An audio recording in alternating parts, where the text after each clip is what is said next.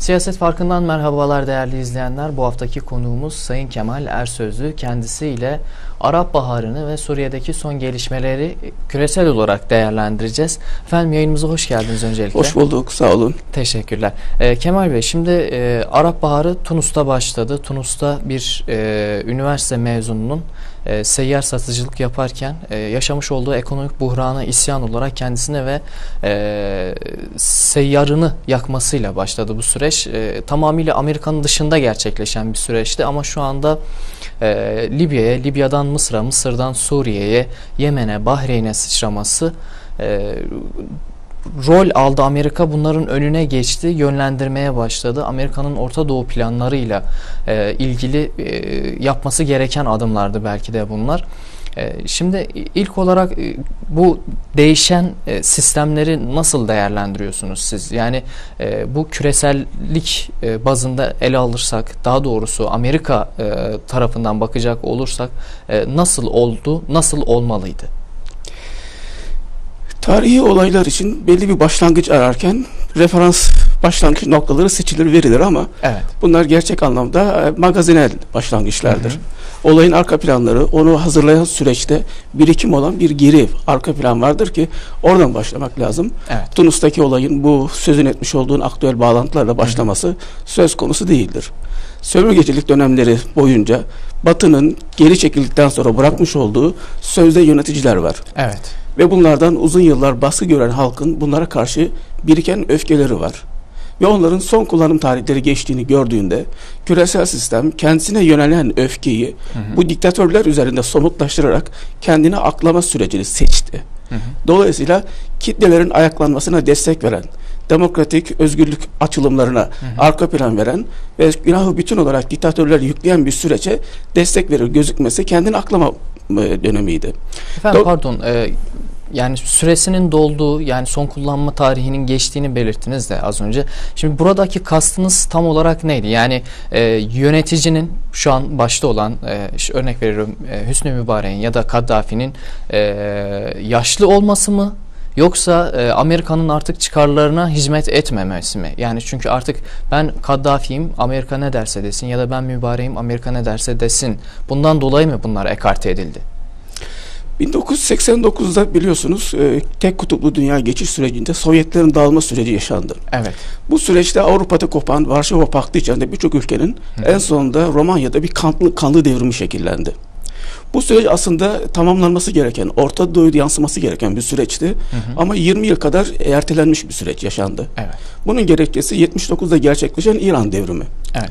Dolayısıyla bu devrimin sıcak havası ve etki ve rüzgarı olmuş olduğu dönemde Arap devrimleri gerçekleşmiş olsa belli bir İslami damganın yayılmasından endişe ettikleri için devrimin yıpratılma sürecini beklediler. Ve bu koşulların biraz 20 sene sonra gelmesi, kullanılma süresinin bitmesi aslında bitmiş olan bir sürecin ertelenerek nihayetlenmesi manasına geldi. Dolayısıyla yıkılmış olan diktatörlerin yerine İslami kökenden gelen muhalefet hareketlerine sistemle entegre olduklarında, kendilerinin bazı ilkelerini sistemle çatışmayacak şekilde revize ettiklerinde iktidar şansı vereceklerini söylediler. Evet. Ve bu süre esnasında da Türkiye'de gerçekleştirilen 10 yıllık bir siyasi deneyim de bir model olarak önlerine konuldu. Evet. Belli bir dinci kanaldan gelen, Milli Görüş Hareketi'nden gelen bir hareket sistemle uyumlu hale gelebildiğinde, önlerin açılabildiğini ve iktidarda kalmalara şans verilebildiğini, dolayısıyla kendilerinin sözlerinde durabildikleri imajı bu anlamda ön plana çıkartıldı. Evet. Eğer İsrail aleyhtarlığından vazgeçerlerse, Amerikan konusundaki eleştirilerini sistemle beraber yürüme konusunda, radikal bir eleştiriye tabi tutmamak konusunda söz verirlerse, ekonomik olarak da destek verilebileceğini, daha önce çalıştıkları askeri bürokratik kadrodan çekilebileceklerini ima ettiler. Evet. Ve Tunus'ta bunun çok erken deneyimi kısa bir süre esnasında Zeynel Abidin'in geri gitmesiyle çok hoş bir şekilde örneklendi. Malum Libya'da ve Mısır'daki süreç biraz daha uzun sürdü. Hatta Libya'da sonunda direnirseniz bu süreç esnasında askeri müdahale yapılır dendi. Kaddafi'nin rolü tabiatıyla biraz daha farklı. Çünkü Hüsnü Mübarek yönetimi ve Tunus yönetiminde olduğu gibi Batı'da zahirle çatışan görüntü veren bir muhalefeti yürütmekteydi. Dolayısıyla orada bir müdahale şansı yaşandı. Evet. Ama iş Suriye'ye yansıdığında, ki onu da konuşacağız ileride, çok daha farklı bir derin senaryo yaşanacaktır. Anlıyorum. Şimdi efendim bu parçalanma söz konusu oldu. Yeni isimler başa geldi. Ama hala yeni isimler ya da Müslüman ekolden gelen isimler dahi olsa hala yönetimlerin eski olduğu, eski kafanın hala devam ettiğini görebiliyoruz. En son Libya'da dönemin, yani Muammer Kaddafi zamanında üst düzey yetkili olanlar, devlette üst düzey yetkili olan isimlerin yeni kurulacak hükümette herhangi bir rol almasını önleyecek yasayı koydular, kabul ettiler meclisten ve meclise kabul edilir edilmez mevcut başbakan istifasını sundu. Şimdi gerçekten de bu istifalar gelir mi?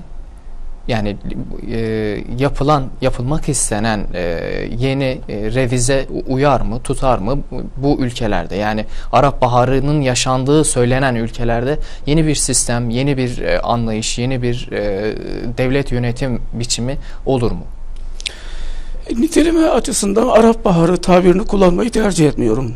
Bu tamamıyla devrimin, ihtilallerin, ayaklanmaların başladığı sürede Batı kamuoyunun bu hadiselere vermiş olduğu isim. Evet. Olumlu okuma manasında bir süreç. Diktatöryel bir süreçten bu Orta Doğu halklarının, çoğu Müslüman kökenli halklar yeni bir evreye geçmeleri, buradaki İslami hareketlerin öteden beri temsil ve talepleri. Evet. Ama dönüşüm sistemle uyuşma değil, sisteme karşı bir gelişme içinde barındıran bir süreçti. Ve muhalefet hareketini hiçbir zaman dünya sistemi tek yönlü olarak desteklemez. Alternatif olarak destekler ve kendileri uyumlu olacak kadroları birbiriyle yarıştırır. Evet. Dolayısıyla tek bir kanada söz vermiyorlar. Bu iktidar değişimlerinde, iktidarda yer alacak görevlendirme sürecinde, muhalefet hareketindeki kanatlar içerisinde onları da sisteme uyum alanında test ediyorlar, birbiriyle rakip şekilde yarıştırıyorlar. Dolayısıyla verilecek anlaşmaya bağlıdır. Kimlerin kalıcı olduğu, kimlerin geçici olduğu ve dönüşüm. Ama verilmeyecek ödün İsrail'in bölgede varlığının garanti altına alınmasıdır. Küresel sistemle alakalı yapıdaki temel talep budur. Ve işin kilit noktası İsrail'in güvenliğiyle ilgili hadisedir. Ve Mısır devriminden sonra da Enver Sedat zamanında alınmış olan Camp David kararları, daha sonraki süreçte yapılmış olan anlaşmaya muhalefet hareketi evet dediklerinde iktidar kendilerine teslim edildi. Memurların, bürokrasinin maaşlarını ödeme konusunda derin sıkıntı içinde iken Hüsnü Mübarek sonrasında daha fazla Avrupa'dan, Amerika'dan özellikle Amerika'dan yardım aldılar. Evet. Bütün bunları gerçekleşmemiş olsa iktidara karşı gerçekten halkın ekonomik isyanları başlayacaktı yeni yönetime. Hüsnü Mübarek için de yapıldığı gibi Mürsi için de çek git söylemleri biliyorsunuz başlama sürecindeydi. Bunu tattırdılar ve dingilleştirmeyi bu şekilde başardılar. Ama Mürsi radikal bir söylemini sertleştirecek bir yönteme girmiş olsa Mürsi yerine de onaylatacakları, anlaştıkları muhalefet kanatları var. Bunlar iş başına getireceklerdir. Dolayısıyla bu zaviyeden bakıldığında muhalefetin iktidar kalma şansı ancak sistemle uzlaşmasıyla mümkündür. Bunu gerçekleşmediği zaman Arap Baharı'nı yeni baharlar, yeni ayaklanmalar izleyecek ve maalesef kanlı bir tablo gözüküyor. Evet. Ve tabiatıyla Suriye olaylarının da akıbeti bu tarafı da derin şekilde etkileyecektir. Evet. Birbiriyle iç içe kamplar. Lübnan'a taşıyan, İran'a taşıyan ve tabiatıyla sonunda Türkiye'de bitecek bir senaryo olarak maalesef gözüküyor. Evet, konuşmamızın ilerleyen bölümlerinde oraya geleceğiz ama ben Mısır dediniz, Mısır'la devam etmek istiyorum. Şu anda Müslüman kardeşler yönetimde. Muhammed Mursi'nin gitmesini isteyen Kıptiler yine ara ara tahrire çıkıp eylemler yapıyorlar. Onlar kendi bir tarafta dursun ama bizim baktığımız mesele şu: niçin İsrail'in güvenliğini düşünen Mısır, Filistin'in, Gazze'nin güvenliğini ya da sağlığını, bekasını düşünmüyor? Yani düşünmek imkanla alakalı bir şey. Eğer siz İhvan-ı Müslümin dönemindeki kalkış, hareket olarak ortaya çıkma ilkelerinde sonuna kadar hiçbir ödün vermeden devam edecekseniz iktidar şansınız yoktu. Eğer iktidara kalmayı düşünüyorsanız Türkiye'de 60'lı yıllarda çeviri kitaplar etkinliğiyle İhvan-ı Müslümin Türkiye İslam Hareketi'nde en azından teşkilatlanma bazında örneklik etti. Bunların tartışmaları yaşanmıştı. Şimdi süreç tersine döndü. Türkiye'nin yaşamış olduğu 28 Şubat sonrasında bir sistem tarafından dışlanmış olan kadroların sisteme tekrar gelişinde bu başarıyı nasıl elde etmişlikleri büyük bir model olarak algılandı. Raşid El Gannuşi'ye Arap Baharı'nın AK Parti iktidara geliş sürecinden etkilendiği mi sorulduğunda verdiği cevap, onlar bizlerin geliştirdiği demokratik mücadele yönteminden yararlandılar. İşin alt zeminini bizler oluşturdular. Demek ki bu İhvan-ı Müslüman'ın Tunus'ta Gannuşi örneğinde görüldüğü gibi, Mürsi örneğinde görüldüğü gibi demokratik mücadeleyi içselleştirmesiyle yakın bir bağlantısı var. Tabi demokratik mücadele silahlı mücadeleyi dışlayan bir yapı. Ama Suriye örneğinde Suriye ihvanı Mısır yöntemi gibi, Tunus yöntemi gibi ihvanın silahsız mücadele yöntemini seçmedi ki bunun ta 62'ye 82'ye giden ayaklanma döneminde de bir örneği vardı. Dolayısıyla bu anlamda radikal ihvan mücadelesi kanadında demokratik mücadele ve silahlı mücadele şeklinde Mısır ve Suriye olayları ayrıştı. İhvanın genel stratejide tek silahlı mücadeleyi meşru gördükleri yer Filistin kıyamıydı. Evet. Tabii Filistin kıyamında Hamas'ın doğuş koşullarında bunun haklı gerekçeleri de vardı.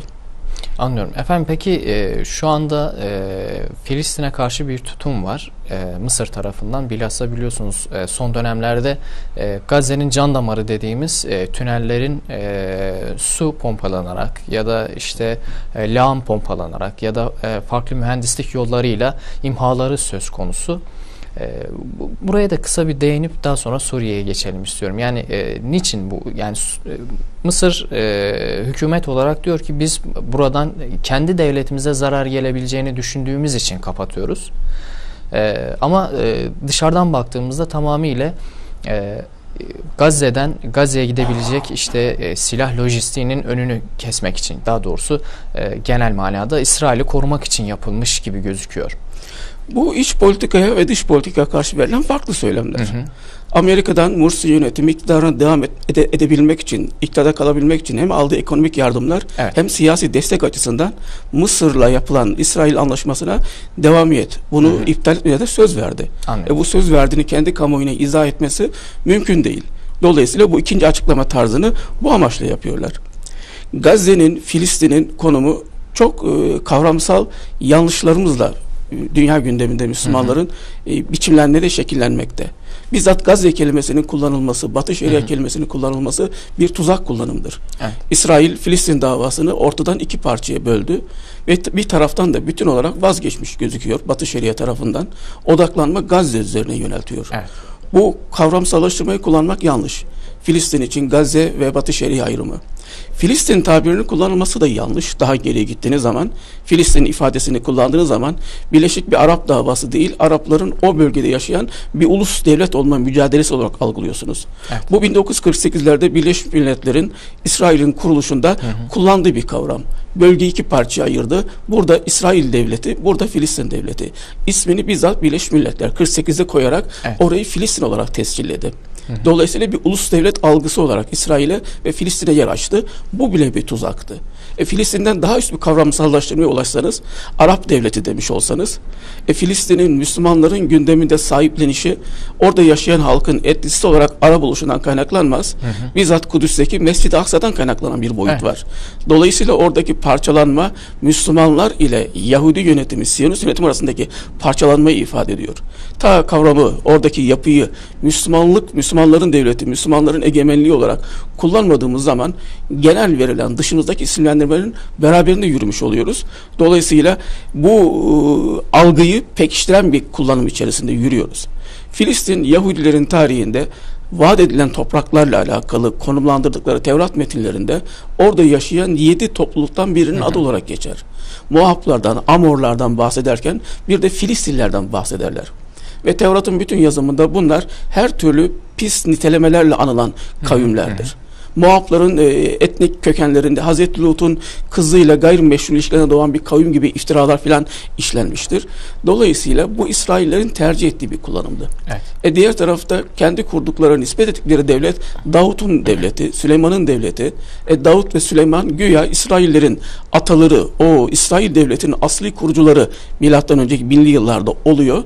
Davut ve Süleyman'ın çatışmış olduğu Filistinliler ise Müslümanların bugünkü tarihi devamlılığının mesneti olmuş oluyor. Bu çok çapraşık bir kullanım tarzı. İsrail kelimesi Müslüman siyasi eleştiride kahrolsun mesela, tırnak içinde örnek veriyorum, İsrail tabirinin kullanılması çok yanlış bir kullanım. İsrail Hazreti Yakup'un adıdır, künyesidir. Kur'an-ı Kerim'de İsrailoğulları. Kahrolsun İsrail ne demektir? Sözlük manasıyla kahrolsun Yakup demektir. Beni Adem'le Adem arasındaki fark gibi İsrailoğullarıyla İsrail kelimesi ayrı. İsrail biziz. İsrail Hazreti Yakup'un kendisi. Davut'un, Süleyman'ın kurduğu toprakların varisi Müslüman olarak biziz. Yani kavramsal olarak Filistin'i Filistin kelimesiyle adlandırılmak, ayrı bir ulusal bayrakla temsil etmek, buradan yürüdüğümüzde tamamıyla uluslararası siyasette, Siyonist siyasette seçilmiş olan terminolojinin içine düşüveriyoruz. Ve dolayısıyla oraya nispetimizin derinliğinden de epeyce kopuyoruz. Anladım. Müslümanların Filistin'deki Mescid-i Aksa'ya nispetleri Hazreti Peygamber'in gelişiyle başlayan bir süreç değil ki. Böyle düşündükleri için günün birinde süreç öyle işleyecek. Bu mescidin bombalanması, yanması şeklinde, eyvah maalesef olmasaydı ama yıkıldı. Sizin de buradaki bağlarınız yıkıldığına göre bitti. Biz de buranın eşilmesi, arkasından Süleyman Mabedi'nin ortaya çıkartılmasının artık haklılık gerekçelerine sahibiz diyebilecekler. Evet. Oysa ki or altında kazı da yapılsa çıkacak olan kalıntılara Müslümanlar, onlar Süleyman'ın mabedinin kalıntılarıysa onlar da bizim mabetimizdir diyesi olsalar, oraya toprak olarak aidiyetimizi ta Davut-u Süleyman zamanına götürürüz. Doğru. Ama çok yanlış bir şekilde Müslümanların orayla ilgisini İslam tarihinden sonra, Emevilerin yaptığı camiden sonra başlatarak yine muazzam bir dil yanlış içerisine düşüyoruz. Anlıyorum. Efendim şimdi ben Suriye'ye geçmek istiyorum. Artık 2 yılı aşkın bir süredir 3. yılına girmiş bir iç kriz ülkede. Barışçıl muhalefet vardı, camiden çıkmıştı. Demokrasi talepleri bir anda dünyanın yani gözleri önünde bir hafta içerisinde, çok kısa bir sürede bir anda silahlı muhalefete dönüştü. İşte bombalı saldırılar, silahlı eylemler, beraberinde işte farklı ülkelerden Suriye'ye gelen sözde mücahit diyeceğim ben onlara, devrim yapmak adına muhalifler geldiler. Bir anda Suriye'nin işte kuzey bölgesi işgal altına alınmış olundu bir nevi ve Esad tarafı oluştu, muhalifler kanadı oluştu. Bu kanadı destekleyen taraflar, muhalif kanadı destekleyen taraflar bilhassa Amerika, İsrail, ne yazık ki Türkiye oldu. Bunun yanında Esad'ı destekleyen büyük taraflar İran İslam Cumhuriyeti, Çin ve Rusya oldu. Şimdi burada bir güç çatışması var. Dengelerin korunması için Rusya'nın, Çin'in, İran'ın bastırmış olduğu meydana inmiş olması var. Yine dengeyi değiştirmek için Amerika'nın hala bekliyor olması ama piyonlarını öne sürmesi var. Siz genel olarak Suriye meselesini nasıl değerlendiriyorsunuz diyeyim. Daha sonra ben sizin anlattıklarınızdan soru sorayım. Yani 1979'da İran İslam devrimi gerçekleştiğinde Müslümanların 20. yüzyılda küresel sistemle siyasi anlamdaki karşı karşıya gelişlerinde en önemli bir rahatlatıcı, kendilerine moral destek verici siyasi başarı elde ettiler. Bu asla küresel sistem tarafından affedilmedi. Evet. Bunun rövanşı almak için her fırsat gözetildi. Ve bugün Suriye'de yaşanan mücadele ta 30 yıl gerisine giden bu büyük kapışmanın devam mahiyetindedir. Esad'ın konumu, Baas rejiminin kendisi, ölümler, orada yaşanan acılar ve dramlar işin detay ve ayrıntı parçalarıdır. Büyük resimden bakmadığımız zaman olayları manipüle edecek şekilde her taraf kendi haklılığı için ilk saldıran buydu falan saldırdı filan, şu kadar öldürdü, bu kadar bunlar öldürdü, tamamıyla bir başka yerden olayı sağlıklı teşhis ederek doğru tarafları seçmemizi başaramayabiliriz. Olayı bu zaviyeden bakmak lazım, düşünmek lazım. Yapılmak istenen Suriye'nin devlet olarak varlığını devam ettirmesinin bitirilmesidir. Bunun sonucunda muhaliflerin istemiş olduğu şey, eğer Birleşik Suriye içerisinde Suriye halkının çoğunluğu ki Sünni kesim oluyor, onların iktidarı ve dini ögelerinde bulunmuş olduğu bir yönetimse, bu asla gerçekleşmeyecek. Bu muhalif cenah içerisinde bir tabanın talepleri ama muhalif cenah sadece bundan ibaret değil. Evet. Ve Suriye etnisitesi de epey karmaşık. %10 aşan bir nüfus oranı Süryaniler için geçerli. Muhalefet içerisinde İhvan-ı Müslümin var, Selefi kanatlar var. Çok geniş bir çok geniş bir kanat var. Evet. Etnisite açısından Türkiye sınırlarında Kürt etnisitesinin varlığını biliyoruz. Ortaya çıkacak başarı dedikleri şey, tablo aşikar ki 3 parçalı bir Suriye'dir. Evet. Eğer rejim devrilirse. Kürdistan muhtariyetini ya elde edecek veyahut özerk bir bölge olarak yeni yapı içinde yer alacak. İkinci olarak Nusayri kadrolar Laskiye ve çevresinde belki müstakil yahut da yine bir bütün içerisinde entegre olan muhtar bölge haline gelecekler. Bir geri kalan bölge ise daha çok yapılacak. Demin andığım 4 kanat iktidarda eğer bir hükümet kurabilirlerse birleşecekler ve nasıl birleşecekler? Selefiler, İhvan, herhalde birkaç tane de azınlık temsilcisi Süryani bulunacak ve laik Araplar bulunacak. Bu 4 oluşacak bir hükümet. Verdikleri bu savaşa değer bir hükümet midir? Eğer dini amaçlı bir isyan gerçekleştiriyorlarsa Suriye'de laik rejim dışında bu üçüncü parça bir devlet kurmayacak. Bu çok aşikar. Evet. Ve muhalefete silah desteği veren güçler bu silahları aldıkları sözler karşılığında verdiler. Dolayısıyla Türkiye'ye pazarlanmış olduğu şekilde Suriye'de bir İslami kalkışmadan söz konusu etmek, Mısır'da olduğu gibi kadar bile bir İslami iktidarın Suriye'de iş başına gelmesi asla söz konusu olmayacak.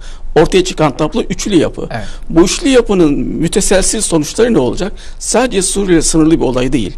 Buradan baktığımız için çok büyük yanlışlar yapıldığını düşünüyoruz. Rejimin yıkılması konusundaki ısrarın yanlış bir ısrar olduğunu düşünüyoruz. Bu nedir? 1982 yılında malum Suriye'de yine acı olaylar yaşandı. Evet. Ama o olayları tabii yeni genç kuşaklar bu arka planlarla bilmiyorlar. O dönemin hangi hadiselerle beraber bu ham olayları şekillenebildi, bunu değerlendirmede bilgi yetersizlikleri var. 1980 ve 88 yıllar arasında İran ve Irak arasında 8 yıl süren bir savaş vardı. Ne yazık ki. 1 milyon civarında insanın ölümüyle sonlanan bir savaş. Ne yazık ki. Ve bu savaş İran devriminden 1 sene sonra başlatıldı. Evet. Devrimin Şah zamanındaki silah birikimi, askeri gücün yıpratılması amaçlı yapılan küresel sistemin manipülasyonuydu. Yıllardır desteklediler bu savaşta. Hem Alman kimya sanayi olsun hem Avrupa'daki silah sanayi olsun. İki tarafa muazzam şekilde silahlar satıldı. Buradan ekonomik rant elde ettiler ve maalesef de milyonlara bali ölüm. Evet. Ve görüldüğü gibi de Saddam Hüseyin'i sonra kendileri yine kullanma tarihi bittikten sonra devre dışı ettiler. Bu savaş esnasında bu sürmüş olduğu ortamda 82 yılında Suriye'de bir isyan yapmak, rejimi devirmek nasıl bir akıllı politik olabilirdi? Bu isyanı kim destekleyebilirdi? Çünkü Sovyetler Birliği o dönem komünist blokla müttefik. Evet. Çünkü tek kutuplu dünyada yaşamıyoruz. Ve İran'da Şah'ın devrilmesi Sovyetler açısından baktığınız zaman Amerika'nın gerilemesi mahiyetinde görüldüğü için genel bir tavsiple karşılandı. İran devrimi ne Batı ne Doğu siyaseti dediği için kendisi müstakil bir siyasetin sözcüsü oldu. Ama bu kendini tanımlamada yapmış olduğu bir ifade. Ne Doğu ve Batı, ancak biz İslami siyaset üretiyoruz. Düşmanlıkta ise odağını Doğu'ya yöneltmedi haklı olarak. Dünya sisteminin başat gücü, dönüştüren çerçevesi Amerika olduğu için Amerika'yı büyük şeytan olarak nitelendirdi. Ve sürecin 85-86 yıllarında Sovyetlerde perestroika olayları, yeniden yapılanma süreci başladığında İran yönetimi uyardı Sovyetleri. Bu dönüşüm demiş olduğunuz süreç sizin kapitalizm tarafından, küresel sistem tarafından yutulmanızla sonlanacaktır. Bu reformlar için yapacağınız seçenek sizin buraya gelip biraz ilahiyat dersleri almanız, bir maneviyatınızı kuvvetlendirmeniz. Batı ile gerçek paradigmal anlamda karşıtlık, materyalist ideolojiyle gerçekleştirilemez, dini referanslarla gerçekleştirilebilir. Dolayısıyla yönetim Sovyet blokunun uydusu olma yerine tam tersine Sovyet blokunu muhalefette bu açılan devrimin şemsiyesi altında toplanmaya davet etti. Müttefiklik buradan başlar. Ve Suriye'nin de o kamplaşma döneminde Varşova Paktı'nda ona yakın ülkelerle işbirliği içinde olması dolayısıyla İran'la askeri anlamda yakınlaşmalarını doğurdu. Doğru. Ve iki taraf da bundan yararlanmış oldu.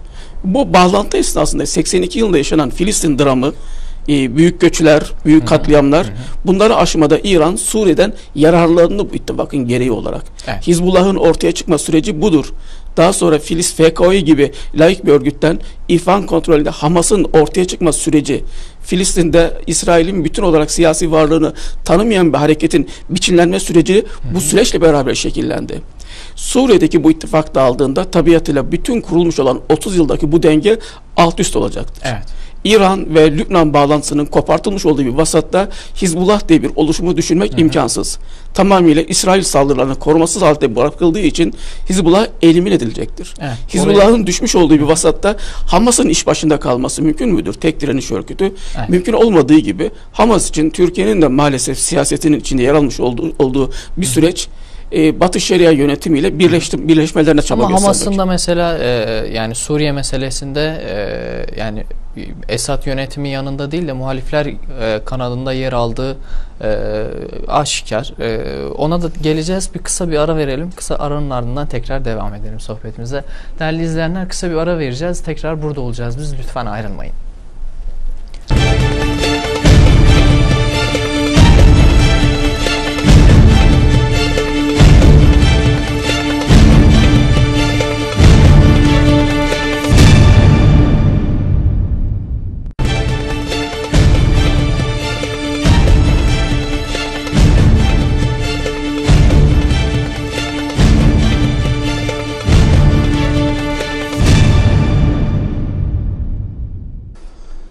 Siyaset Farkı'ndan tekrar merhabalar değerli izleyenler. Sayın Kemal Ersözlü ile sohbetimize devam ediyoruz. Araya gitmeden önce Suriye meselesini genel olarak değerlendirmiştik. Şimdi ben Suriye meselesinde yaşanan gelişmeler bazında Türkiye'ye dönmek istiyorum. Yani Suriye'de yaşanacak bölünme ya da Beşar Esad'ın kalması Türkiye'ye nasıl yansıyacaktır efendim sizce? Cenevre Konferansı'nda malum Esad'ın belki çekilmesi ama Baas rejiminin de içinde yer almış olduğu bir hükümet konuşuluyor. Evet. Ve Türkiye'nin müdahale edilmesi şeklindeki tezleri itibar görmedi. Anlaşılmakta ki yeni rejim eğer muhalefet tarafından bu Cenevre Sözleşmesi'nde bir mutabakat ortaya çıkmazsa, ki aksi takdirde kanlı savaşlar devam edecek.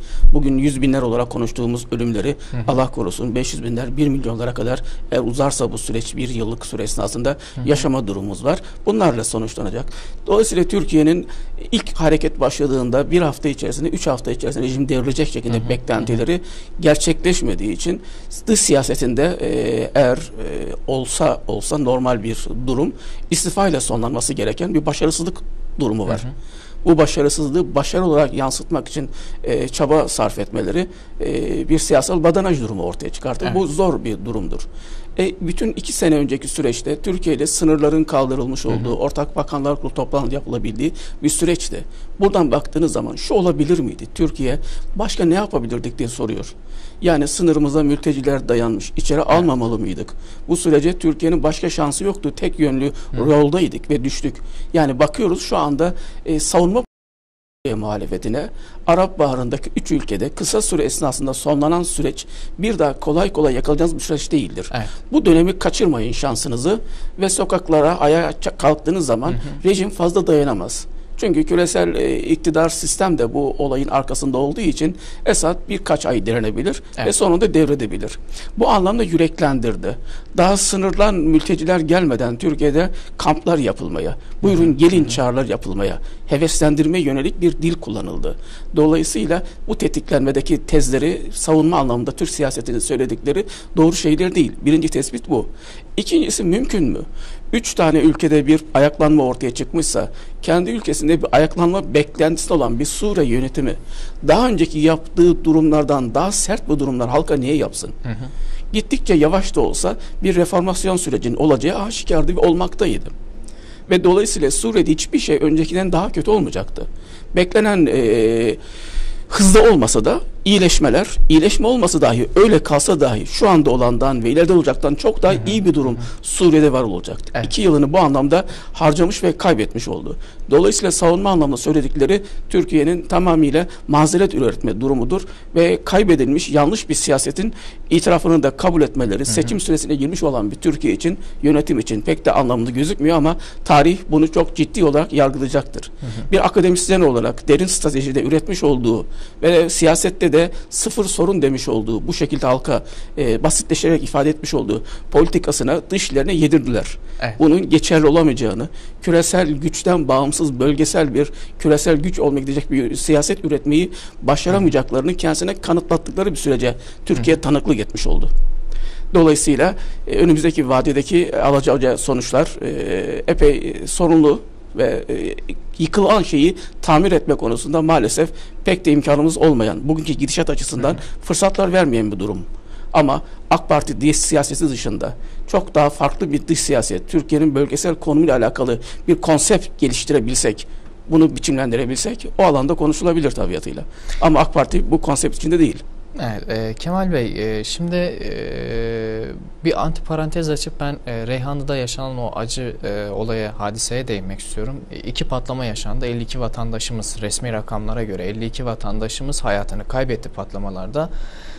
Yani bu patlama işte Sayın Başbakan Recep Tayyip Erdoğan'ın Amerika ziyaretinden hemen önce gerçekleşti. Bir kısım işte Başbakan oraya gitmeden önce elini sağlamlaştırmak, Suriye'ye girebilmek için elini sağlamlaştırmak açısından yapılmış olabilir dedi. Bir kısmı hayır, daha doğrusu bir kısım değil de devlet direkt yarım saat içerisinde bunların failleri bellidir. İşte Beşar Esad'ın kendisi böyle bir şey yaptırdı dedi. Siz nasıl değerlendiriyorsunuz bu olayı? Yani bu patlama oldu, yaşandı, yaraları sarılmaya devam ediyor. Ama yarın bir gün Ankara'da, İstanbul'da ya da farklı kalabalık bir coğrafyada böyle bir infialin olması Türkiye'ye neler yaşatacaktır, neler getirecektir? Yani olayın faillerini muhalif kanada ya da iktidar kanadına yıkmanın, iki tarafın herhangi birinin tezini diğerine karşı savunmanın, bütün bunların şu anda aktüel bir önemi ve değeri yok. Olayın kendisi büyük bir facia ve tekrarlanma ihtimali de bu süreç devam ettiği müddetçe mümkün. Tarafların yapması gereken itidaldir. Kışkırtıcı referanslar ve dillere yönelmemektedir. Ama bunun yapıldığına kaniyiz.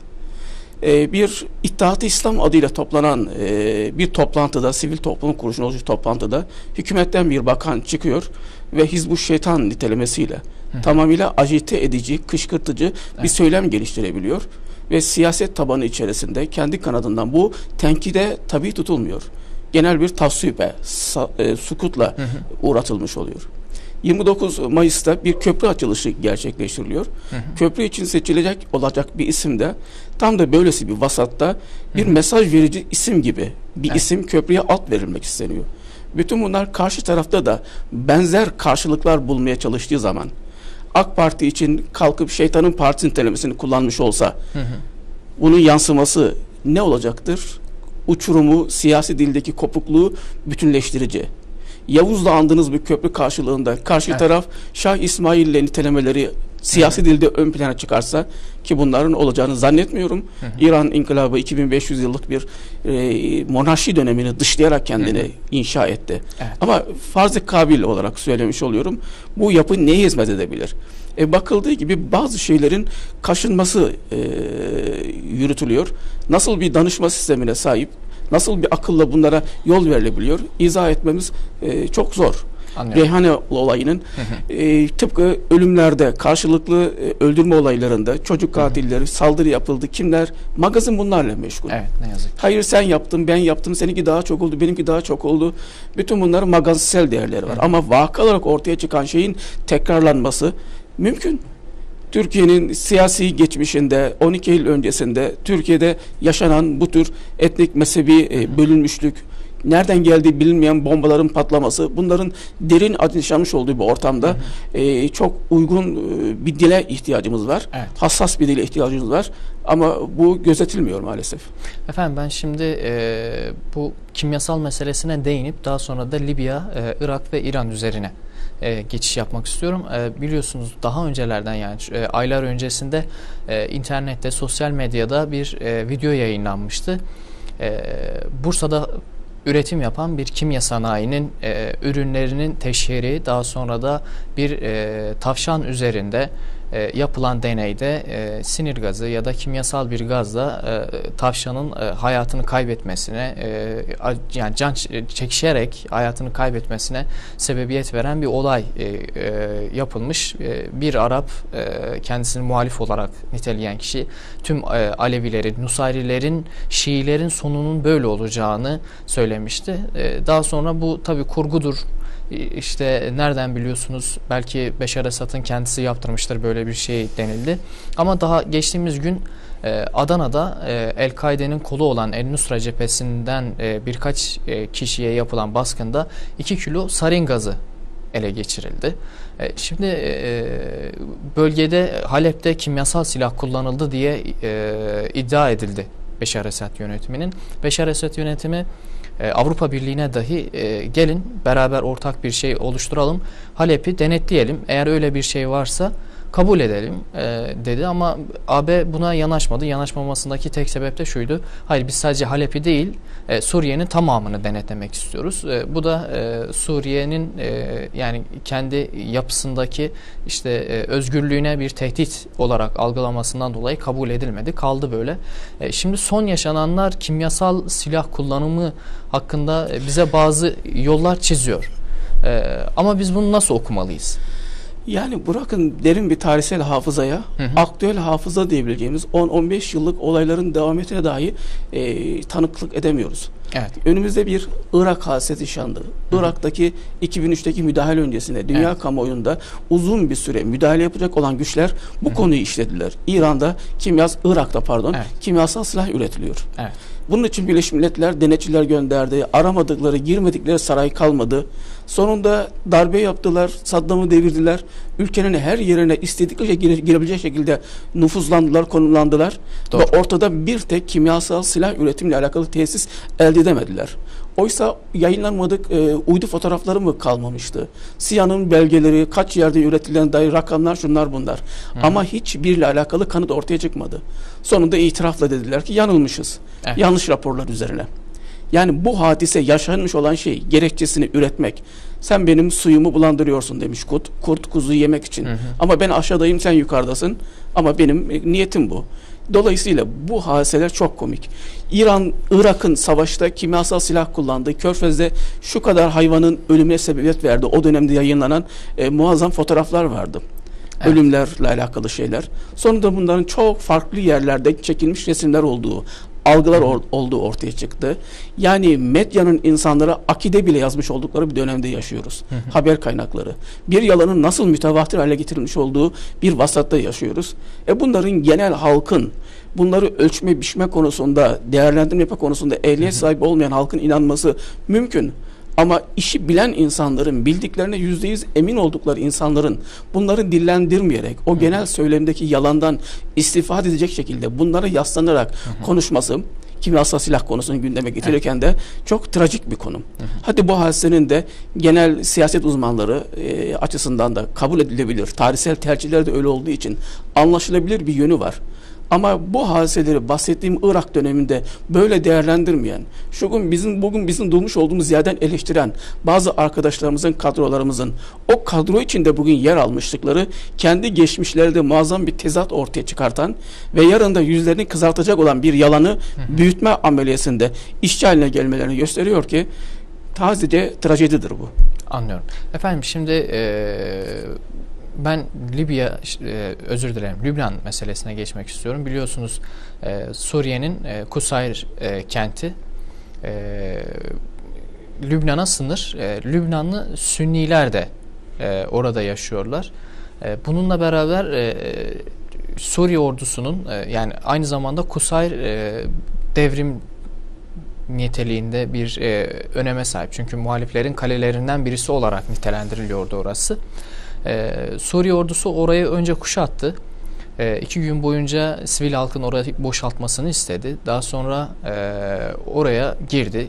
Girişinde Hizbullah'ın da ona yardım ettiği söylendi. Hizbullah daha sonradan bazı açıklamalar yaptı bu konuyla ilgili olarak. Şimdi burada yaşananlardan dolayı Lübnan'ın Trablus şehrinde şimdi çatışmalar başladı ne yazık ki. Trablus şehrinin demografik yapısına baktığımızda çoğunluğu Sünni, Selefi olan insanlar. Suriye muhalefetinin bilhassa silahlı muhalefetin genellikle bir lojistik yolu olan bir bölge. Şimdi burada yaşananlar sonrasında sürekli olarak medyada yer alan bazı haberler vardı. Mesela geçen gece Suriye muhalefetinin, daha doğrusu Nusra cephesinin dahiliye bölgesinde, Lübnan'ın dahiliye bölgesinde Hizbullah'ın, Şiilerin yoğun yaşadığı bölgede sivillerin orayı boşaltmasını, Hizbullah'ı vuracağını söyleyen bir açıklaması olmuştu. Daha sonradan bu yalanlandı. Böyle bir açıklama olmadığı. Daha dün mesela Lübnan Hizbullah'ının artık Hamas'ı istemiyoruz, Lübnan'dan çıkın diye bir söylemi olduğu iddia edildi. Daha sonra tekrar buna yalanlama geldi. Şimdi Lübnan'ı bekleyen senaryo nedir? Yani siz ne görüyorsunuz Lübnan'da? Eğer Suriye'nin parçalanması gerçekleşirse, üçlü yapı içerisinde kurulacak olan üç cephenin de İran ve Lübnan arasındaki bağlantıyı kopartacağı aşikar. Evet. Hizbullah'ın uzun süre burada yaşama şansı, siyasi varlığını devam ettirme şansı yok. Hayatta kalabilmesi, bir intihar saldırıları yapması, hayatını ölüm pahasına Lübnan'ı İsrail savaşına çekmesi, böyle bir senaryo var. Bu senaryodan sadece Hizbullah'ın ölümü değil, Hamas'ın da ölümü gerçekleşecek. Türkiye yönetiminin de içinde yer almış olduğu bir algı, Filistin'i birleştirmek. Adı da güzel gözüküyor, parçalanan yapıları. Ama nerede birleşecekler? Hamas yapan ideallerden ve kurucu felsefesinden çıkarak FKÖ yönetimin ilkelerindeki Filistin'e dönüştürerek, yani İsrail'in 1967 sınırlarına çekildiğinde meşruiyetini, devlet olarak varlığını, Kudüs'ün paylaşılmasını, kabulünü buna yönelttiğiniz zaman ve bunun karşılığında da Gazze'ye, Ambargo kalkarsa, ekonomik yatırımlar yapılırsa, iki Filistin ufacık parçalanmış parçası birleşirse, bunu dünyaya Türkiye siyaseti bu işe abilik yapmış olarak başarı olarak yansıtacak. Ambargoyu kaldırdık, yatırımlar yapıyoruz. Belki kendisi de birçok ekonomik yatırım yapacak, kalkındıracak. Doğru. Ama temelde Filistin davası büyük bir gerilemeye itilecektir ve kaybedilecektir. Filistin davasının bitmesi, İttihat-ı İslam düşüncesindeki dünyadaki Müslümanların geleceği açısından da küresel Roma'nın kendi erkinden çıkacak, kendi önderlik dönemlerimizle referanslarımızı kuvvetli olarak kurmamızı geliştirecek bir siyasetin önü maalesef kapanacak. Bu büyük bir sorun. Tabiatıyla İran'a yansıması kaçınılmaz bir yansımadır. Yaklaşan seçimler vesilesiyle daha önce gözlemlemiş olduğumuz gibi seçimler nasıl sonuçlansın, Batı kamuoyu seçimlerin manipüle edildiğini, sayımların yanlışlar olduğunu söyleyerek İran'daki muhalefeti sokağa dökmeye, bir İran baharı gerçekleştirmeye itecek ve yönlendirecek. Bunun için de kullanacağı argümanlar yine etnik ve mezhebi argümanlar. Malum yoğun bir Kürt nüfusu da İran'da yaşıyor. Üstelik de Sünni etnisite. İki yön açısından yabancılaştırmayı deneyecekler. Müstakil bir Azerbaycan'ın olmuş olduğu bir konumda İran Azerbaycan'ı yine milliyetçi düşüncelerle ayaklandırmaya çalışacaklar. Bugün Türkiye'de kamuoyunda dönüştürülen İran Hizbullah alerjisi ve ötekileştirilmesi, şeytanlaştırılması süreci bakacaksınız aynı şekilde İran için gerçekleşecek. Bir anda milliyetçi ve sünni damarlar kaşınacak ve İran'ın bölünme süreci tetiklenecek. Başarabilirler mi? Bu ayrı mesele. Ama denilecek olan şey budur. Dolayısıyla süreç çok bitik bir süreçtir. Türkiye'nin bu süreçten kazanımı ne olabilir? Sıfır siyaset, sıfır sorun demiş olduğu şeyi bitirmiş olduğu dönemde, etrafının bütün olarak düşman haline dönüştürmüş olduğu toplulukları ortaya çıkartmış olduğu bir süreçte şöyle bir kazanımdan bahsediyor. Bazıları bunu oynuyorlar. Yani eski Kürt siyaseti Türkiye açısından %100 tersine döndü diyorlar. Saddam dönemindeki durum, biz onların ayrışmasına, bölüşmesine izin vermemiştik ama şu anda ortaya çıkan Kürt yönetimiyle Türkiye'nin ilişkileri çok iyi. Türkiye PKK sorununu çözdüğüne göre Suriye'de müstakil hale gelecek olan bir Kürdistan da Türkiye'nin aleyhine değil lehine olacaktır diyorlar. Sünni anlamda İran'dan ayrılacak olan, kopacak olan bir Kürdistan da Türkiye'yi kendisine yakın hissedecektir. Yani bu anlamda Türkiye'yi şuna iteceklerdir.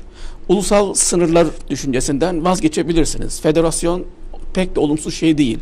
Siz federasyona parçalama olarak bakmayın, büyüme olarak bakın. Irak'ta yapılacak bir referasyon, Suriye'de yapılacak olan bir Kürt referasyonu onların Türkiye entegrasyonunu sağlayabilir. Bu anlamda misak-ı milli değişikliğinin sınırlarınızı federatif biçimde tekrar kazanabilirsiniz oynatıyorlar. Bu tabiatıyla muazzam bir tuzaktır. Meşhur bir Hoca Nasrettin fıkrası vardır. Doğuran kazan ve ölen kazan. Doğru. Önce küçük ve daha büyük olayı gibi. Bu müstakil ve bağımsız bir Kürdistan'ın doğma sürecini vücuda getirecek. Biz ümmetçi insanlarız. Milliyetçi etnik yapıdan bakarak Kürdistan alerjimiz söz konusu olamaz. Eğer Kürdistan'ın bir müstakil bileşik yapıya dönüşmesi İslam ümmeti içerisinde gerçekleşmiş olsa bu aliül ala bir şeydir. Bunun da olma vasatıyla alakalı şöyle bir çerçeve ben vereyim size. Türkiye'nin, Suriye'nin, Irak'ın, İran'ın, Azerbaycan'ın ve Türk kesimindeki Kıbrıs arasında bir federatif yapıya ulaşılabilmesi, bunun vasattan aranabilmesi hem akli gerekliliktir hem de bu sorunun, Kürdistan sorununun da bu bölgesel çatışmaların da çözülmesindeki tek kaçınılmaz yolumuzdur. Eğer Avrupa Birliği'ne kitlenmemiş olsa Türkiye, gerçekten iddia ettiği gibi küresel sistem dışında bölgede bir küresel güç olmayı hedeflemişse, bunu çatışarak komşu ülkelerin parçalanması, oradan ayrılan yapıları kendine entegre etmek için de değil, onlarla bir federatif yapı içerisinde bir araya gelmeyi düşünmüş olsa, bunların ortak alanında bir Kürdistan zaten doğacak. Ama ayrıştırıcı unsur olarak değil, belki birleştirici unsur olarak ortaya çıkacak. Anlıyorum. İran ve Türkiye arasında meydana gelecek federatif çatı içerisinde Azerbaycan'ın müstakil yapısıyla İran içindeki Azeri yapısı bir sorun ortaya çıkartmayacak. Bir birleşik kuvvet alanı ortaya çıkartacak. Maalesef buradan bakılmadığı, buradan düşünülmediği için, burada küresel sistem izin vermeyeceği için ortaya çıkartılması düşünülen Büyük Orta Doğu projesi gerçekten Müslümanların Büyük Orta Doğu'suna değil, Amerikan siyasetinin öngörmüş olduğu yere oturuyor. Bu bağlamda kullanılan Yeni Osmanlı nitelemesi de iki anlamı var. Bir buradan bakarsanız, bir buradan bakarsanız. Eğer Osmanlı'yı Batı ile olan Müslüman diyalektiğinde güç, bize ait olan güç olarak algıladığın zaman bu iyi bir şey. Müslümanların kuvvet bulması manasına gelir. Ama Yeni Osmanlı konseptini Batı dolduruyorsa ve içeriğini ve hedef ve genişleme sahasını buna göre şekillendiriyorsa anlamış olmaktadır. Sen Aslan Yavuz'un torunlarısın. Sen Sünni blokun büyük ismisin. Senin etrafında Şii blok gelişmektedir. Buna karşı müteyakkız halde ol. Eğer imkanlarını doğru değerlendirmezsen oyuna getiriliyorsun, aldatılıyorsun ve aleyhine dönecek. Öyleyse uyanık ol. Sen Osmanlısın, unutma. Buradaki Osmanlı tırnak içerisinde bir oryantalist Osmanlı manasına gelmektedir. Kelimenin genel Türkiye kamuoyundaki olumlu çağrışımından yararlanarak yine bir başka tuzak burada kullanılmaktadır. Bu Yeni Osmanlı bizim Osmanlı projemiz olamaz. Peki Kemal Bey, yayınımızın sonuna yaklaşıyoruz şu anda. Siz az önce küresel Roma'dan bahsettiniz ama sizin bir de küresel Medine projeniz var. Bize biraz bahseder misiniz onunla? Kur'an-ı Kerim'de Roma adında bir sure var. Rum suresi. Evet. Peygamberimizin hayatta olduğu Mekke döneminde ve Medine döneminde mücadelesini sürmüş olduğu süreçte Roma ile İran arasında, o zamanki ateşkede İran'la Hristiyan Roma arasındaki savaşı konu etti. Bakıyorsunuz vahiy süreci dünya kamplarının çatışmasına kendini bigane hissetmiyor. Olayın bir yorumlamasını yapıyor. Roma ile İran'ın savaşı Kur'an'ın gündeminde oluyor. Müslümanlarla alakalı bir şey. Evet. Ve tarihin bu coğrafyasında İran ve Roma arasında, Doğu ve Batı arasında 2500 yıllık bir kapışma var. Ta Medler döneminde başlayan, daha sonra Roma'nın Hristiyanlaşmasıyla devam eden, İran'ın Müslümanların eline geçmesi, daha sonra İstanbul'un Müslümanların eline geçmesi, bu sürecin böyle bir uzantısı var. Küresel Medine'de ifade etmiş olduğu Medine, Hazreti Peygamber'in kurmuş olduğu devletinin, Müslüman yönetiminin evrensel çaptaki ideal beklentileridir, uzanımlarıdır. İttihat İslam düşüncesidir. Medine hepimizin kutsalıdır, hepimizin ana yurdudur.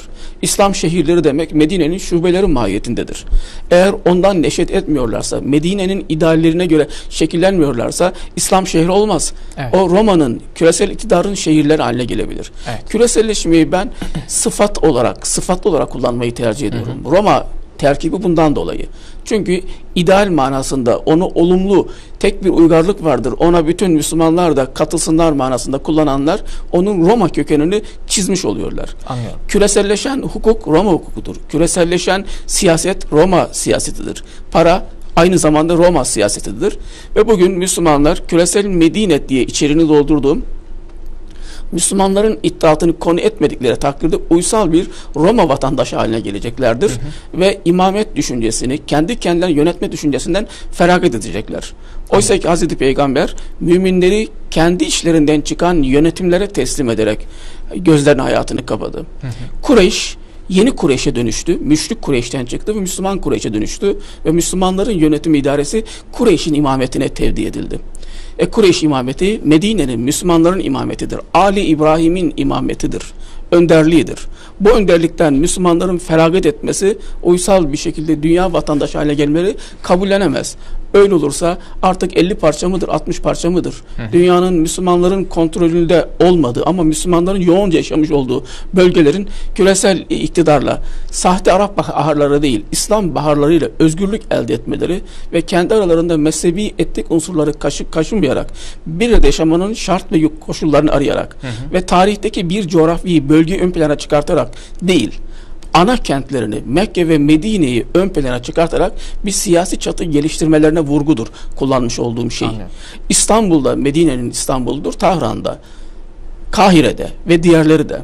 Dolayısıyla Müslüman entelektüeller, Müslüman ulema, Müslümanların meselelerine vakıf olan nitelikli bir göç almalıdır Mekke ve Medine. Bugünkü Suudi Arabistan'ın yerel iki şehri olmak, bir ulus devletin sınırları içerisinde mahkum etmek kabul edilemez. Anlıyorum. Ve bunun şu anda yapılması gereken, dayatılması gereken en azından İslam Konferansı bünyesinde bu gündemleştirilmeli. Suudi Arabistan'ın içerisinde ona ait, onun yönetimde iki kent olmaktan çıkartılarak Müslümanlara açık bir yönetim haline gelmeli o iki kent. Dolayısıyla orada yaşayan halk da seçkin bir İslam ümmetinden göç almalı. Bu göç yeni muhacirun kadrosunu ortaya çıkartacak. Müslümanların bütünden oluşan Mekke ve Medine'ye göçen nitelikli bir muhacirun kadrosu ortaya çıkacak. Dünya sistemin egemenliğinden özgürlük elde eden İslami hükümetlerse buradaki muhacirun kadroya hizmet veren, onunla beraber düşünen, onunla yardımlaşan ensari hükümetleri vücuda getirecektir. Böylelikle Medine'nin muhacirun ve ensarı ortaya çıkacak. Bu toprakta yaşayan tarihi azınlıklarımız, onlarsa Medine'nin ahzabına karşılık gelir. Hazreti Peygamber'in ehli kitabına karşılık gelir. Evet. Tarihsel olarak ve Kur'an'ın bize emretmiş olduğu yükümlülükler muhacesinde tam olarak haklarına haizdirler. Onlara karşı tarihte yapmadığımız, işlemediğimiz zulümler, vermiş olduğumuz mükemmel yaşama örneklikleri bizim garanti temellerimizdir. O vahye istinaden. Hatta Aynen. burada yaşayan azınlıklar küresel dayatmalardan ancak bizim şemsiyemizde özgür kalabilirler. Bugün Türkiye'de Ermeni azınlığı, Rum azınlığı varsa bu Müslüman şemsiyesi altında var oldukları için var olabildiler. Bizanslı süreçleri bir 100 yıl daha devam etmiş olsaydı Ortodoksi bunları mezhep olarak baskıya uğratıp dönüştürüyor, yok ediyordu. Tıpkı Avrupa'daki azınlık mezheplerin yok edildiği gibi. Ama Doğu mezhepleri yaşadı. Kıpti Kilisesi hala yaşıyor. Süryani Kilisesi hala yaşıyor. Ama Batı'da Katoliklik ve Ortodoks dışında bir mezhep kaldı mı bütün bu algılar açısından o anlamda bütün bunlar şemsi olarak gördüler. Evet. Dolayısıyla tarihsel İslam coğrafyasında Müslüman olmayan unsurların da katılabilecekleri bir projedir bu. Ama buna uygun bir önderlik vaat edebilirsek, sen falan mezhepten, ben falan ırktanım diye bu kavga görüntülerini verir.